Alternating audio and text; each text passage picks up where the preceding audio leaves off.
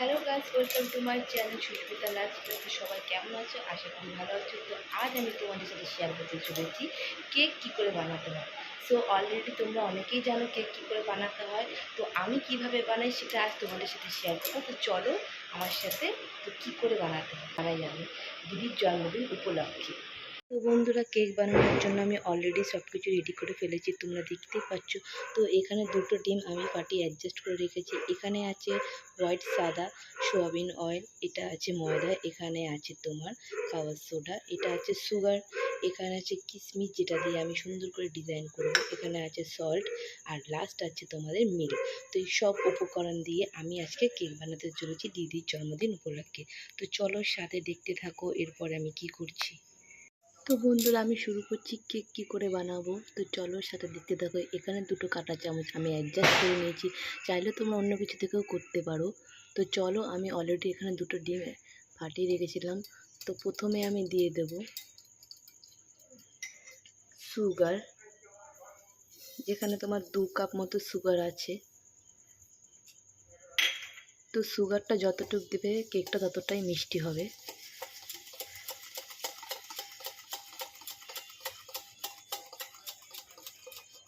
তারপরে আমি দিয়ে দেব মিল্ক, যাতে সুগারটা পুরো গলে যায়।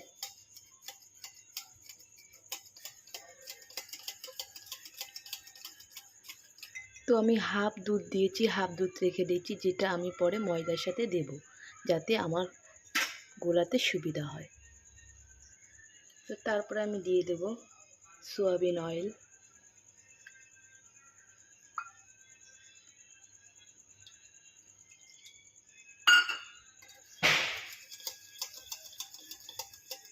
তো এটা ভালো করে একদম মিক্সড করতে হবে যাতে চিনিটা পুরো গলে যায়।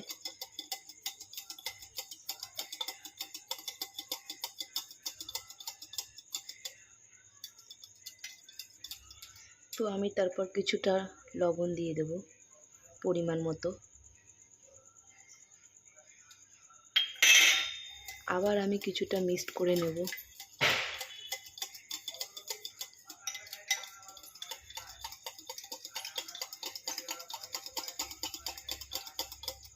এরপর আমি হাফ হাফ করে অল্প অল্প করে ময়দা দিতে থাকব।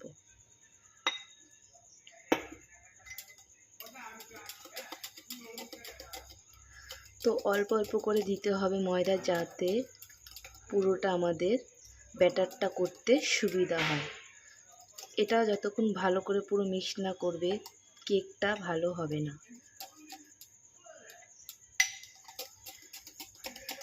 তোমরা চাইলে এটা মিক্সিতেও মিক্স করতে পারো।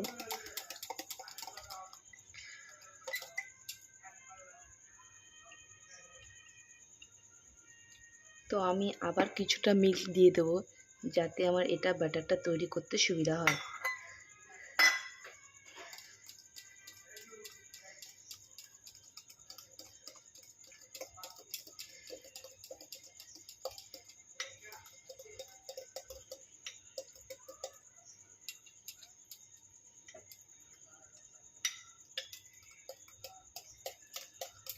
তো বন্ধুরা, তোমরা দেখতেই পাচ্ছ কী কী উপকরণ দিয়ে ব্যাটারটা তৈরি করলাম।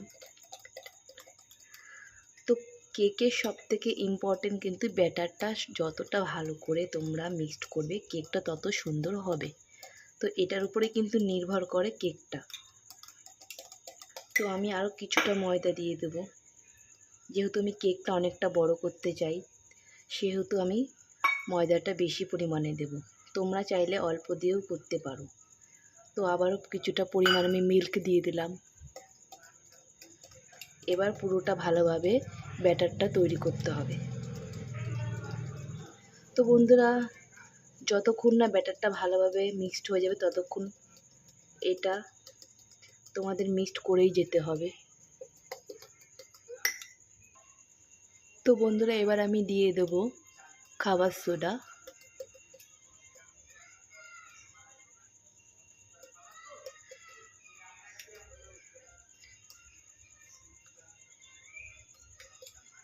তো খাবার সোডাটা আমি দিয়ে দিচ্ছি এখন, যাতে কেকটা ফোলে এবং সুন্দর লাগে দেখতে। তো দেখো বন্ধুরা, আমি কিন্তু অনেকটাই ব্যাটারটা মিক্সড করে নিয়েছি, তো আরও কিছুটা করতে হবে। তো বন্ধুরা, ব্যাটারটা কিন্তু সম্পূর্ণভাবে আমি মিক্সড করে নিয়েছি। তো এবার আমি ননস্টিকের উপরে আমি কেকটা অ্যাপ্লাই করব। তো তার আগে ননস্টিকের উপরে আমাদের কিন্তু একটু তেল মাখিয়ে নিতে হবে, যাতে কেকটা লেগে না যায়। তো বন্ধুরা, দেখতে পাচ্ছ আমি ননস্টিকের উপরে কেক অলরেডি অ্যাপ্লাই করে ফেলছি। তো চারিপাশটা ভালো করে লাগিয়ে নিতে হবে, যাতে কেকটা পুরো লেগে না যায়, লাস্ট মোমেন্টে তুলতে যাতে সুবিধা হয়।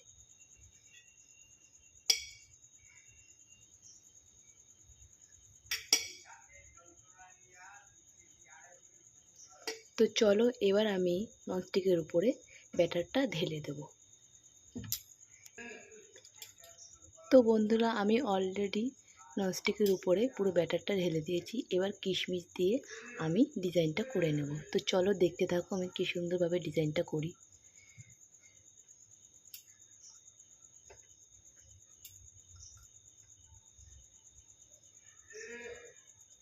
তো তোমরা চাইলে কিন্তু এর মধ্যে আরও অন্যান্য কিছু দিতে পারো। তো আমি মাঝখানটা ফাঁকা রেখে দেব, যাতে মাঝখানটা নামটা লেখা যায়। তো বন্ধুরা, আমি কিন্তু এখানে মাইক্রোওভেনটি বসিয়ে দিয়ে টাইম সেট করে দিয়েছি। তোমরা দেখতেই পাচ্ছ এখানে আমি টাইম সেট করে দিয়েছি। মিনিমাম তোমরা এখানে 40 মিনিট কিংবা 35 মিনিট দিতে পারো। তো আমি এখানে 35 মিনিট সেট করে দিয়েছি। তারপর মাইক্রোওভেনটি ওপেন করে আমি কেকটি ভিতরে বসিয়ে দেব। তো তারপরে কিন্তু আমাদের টাইমটা স্টার্ট করতে হবে। তো তোমরা কিন্তু সকলেই জানো মাইক্রোওভেনের ম্যাক্সিমাম নিয়মগুলি কিভাবে স্টার্ট করতে হবে। তো তারপর আমি মাইক্রোওভেনটি বন্ধ করে দিয়ে স্টার্ট বাটনে চাপ দিয়ে দিলাম। তো বন্ধুরা, তোমরা কিন্তু দেখতে পাচ্ছ কেকটি ব্রেকিং হওয়া স্টার্ট করে দিয়েছে। তো এইভাবে দীর্ঘক্ষণ 35 মিনিট চলতে থাকবে। তো 35 মিনিট কমপ্লিট হওয়ার পরে তারপর কিন্তু আমরা ওপেন করে দেখব। বন্ধুরা, কেকটা কিন্তু অলরেডি বেকিং হয়ে গেছে। তো আমি এখন ওপেন করে দেখব কত দূর কেকটা সুন্দর হয়েছে। তো চলো আমার সাথে থাকো, দেখতে থাকো। তো আমি এখন ওপেন করছি। তো তোমরা দেখে কিন্তু বুঝতে পারবে কেকটা কীরকম হয়েছে। কেকটা কিন্তু অলরেডি সম্পূর্ণ হয়ে গেছে। যেহেতু ননস্টিকটা গরম হয়ে গেছে, তো সেহেতু আমি সারাসারি এটা বের করে নেব। তোমরা কিন্তু দেখতেই পাচ্ছ বন্ধুরা।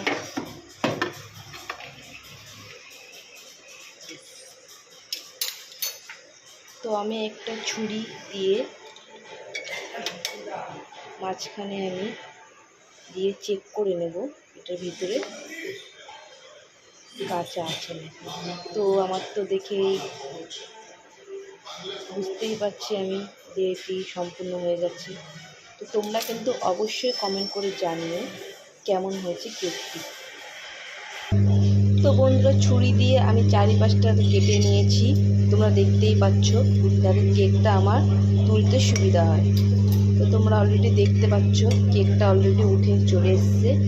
তো তোমরা কিন্তু অবশ্যই কমেন্ট করে জানাবে আমার কেকটি বানানো কেমন হয়েছে দিদির জন্মদিন উপলক্ষে। তো বন্ধুরা, কেক বানানো কিন্তু আমার হয়ে গেছে। তারপর কেকের উপরে কিন্তু আমি নামও লিখে দিয়েছি দিদি বলে। তো যার জন্য বানিয়েছি তার জন্য নাম না লিখলে হয়? তোমরা কিন্তু দেখতেই পাচ্ছ। তো বন্ধুরা, তারপর আমার দিদি আমাকে নিতে চলে এসছে। দেখো, এই যে আমার দিদি, বার্থডে গার্ল।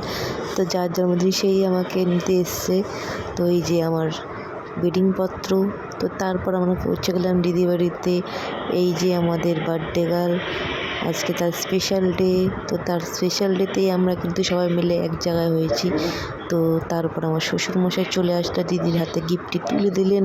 তো তারপর সবাই মিলে আস্তে আস্তে বার্থডে পার্টিতে চলে আসতে শুরু করলো। তো তারপর দেখুন আমার দিদি এখানে গিফট ওপেন করে দেখাচ্ছে। ও খুবই পছন্দ হয়েছিল গিফটটি। তো বন্ধুরা, এরপর আমাদের বার্থডে শুরু হয়ে গেল সেলিব্রেশন। তো দেখো, এখানে দুটো কেক আছে, যেটা আমি বানিয়েছিলাম আর একটা যেটা কিনে আনা হয়েছিল। তো দুটোই কিন্তু কেক কাটিং হয়েছে।